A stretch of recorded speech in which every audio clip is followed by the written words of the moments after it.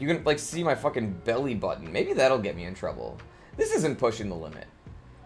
It's gonna be a struggle. Just popping in to say hi before you go to bed. That is totally fine. I hope you have a lovely night. Do you want me to give you a little quick lullaby? Because I would be more than happy to tell you a very quick fairy tale of some sort. I don't know what I really have to offer, but here it goes. So, once upon a time, there was a dog. And this dog was just working at the farm and was loved by everybody throughout.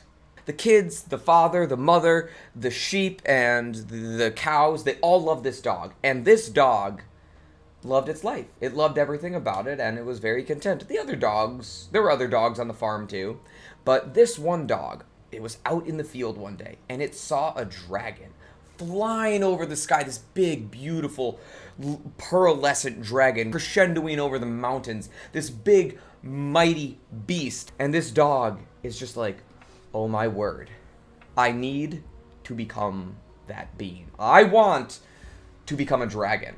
So the dog makes it its only objective in life to become a dragon. It starts setting out like all of the parameters that it takes to become a dragon. And it realized, okay, it's not that hard. There's only 3 things it takes to become a dragon. 1, you have to be able to fly. 2, you have to be able to talk.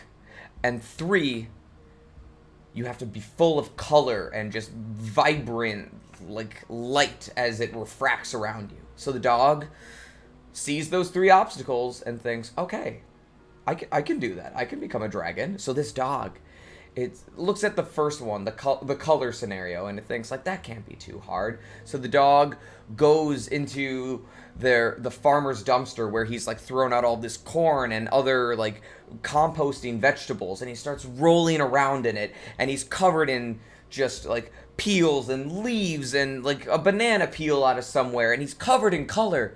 And he goes up to the other dogs, and he says, like, look, everyone, I look like a dragon. And the other dogs just stop and laugh at him. They're like, you moron! That is not a dragon. You are just covered in garbage. You could never be a dragon. And so the dog gets a little discouraged, but he does not give up. So the dog realizes, like, okay, I need to learn how to fly, and I still need to learn how to talk. So this dog decides, well, I pull ropes for the farmer from time to time. If I were to hang a rope up from the silo, maybe I could swing on the edge of the silo and move around, and everyone will see that I too can be a dragon. And so the dog ties up a goofy little harness, and it hops off the roof of the barn, and it swings once or twice, and it bumps back and forth on the silo, and it swings around. But the other dogs were watching, and the dogs just started laughing at this dog, at this dog trying to be a dragon and trying to fly around. And they were just like, oh my gosh, this bozo. He thinks that if he can just hang from a rope and swing around a little bit, that he could be a dragon. He is no dragon. He is a dog. And so the dog gets a little bit more discouraged at this time, and he realizes, okay, I can't fly, and I don't have color, but maybe I can learn how to talk like the ancient dragons could. The dog walks around the village. The dog starts trying to talk to other individuals. Some people get scared from the dog and just run away, and even though the dog was just trying to say, hello, how are you? And the farmer just yells at the dog and gets all angry, and he realizes, maybe I can't talk. Maybe I can't be a dragon. And on his way home, the other dogs are lined up at the fence, all pointing and laughing, saying, we told you, you could not be a dragon. So the dog goes back home, and he's just getting ready to do his farmer duties, like a farmer dog duties, like a dog does. And all of a sudden, he hears some ruckus.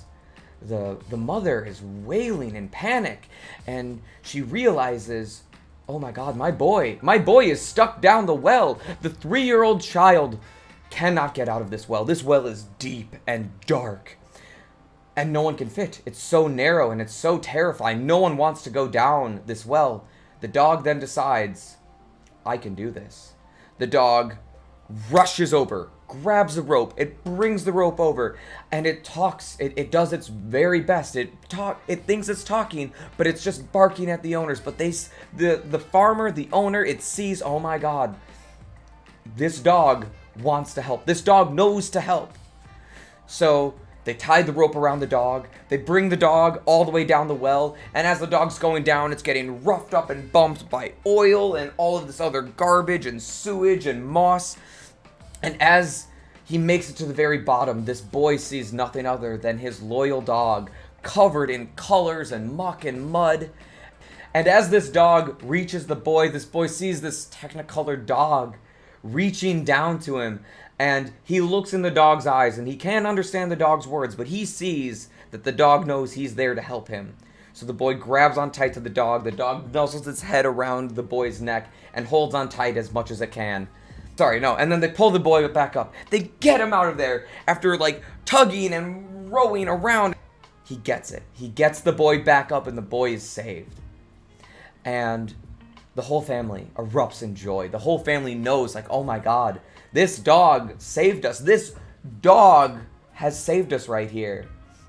And they celebrate, and they see a storm coming, so they all go inside, and they kill the finest lamb, and they get dinner ready for everyone, and they even give the best cut of meat to this dog because they know this dog has earned it.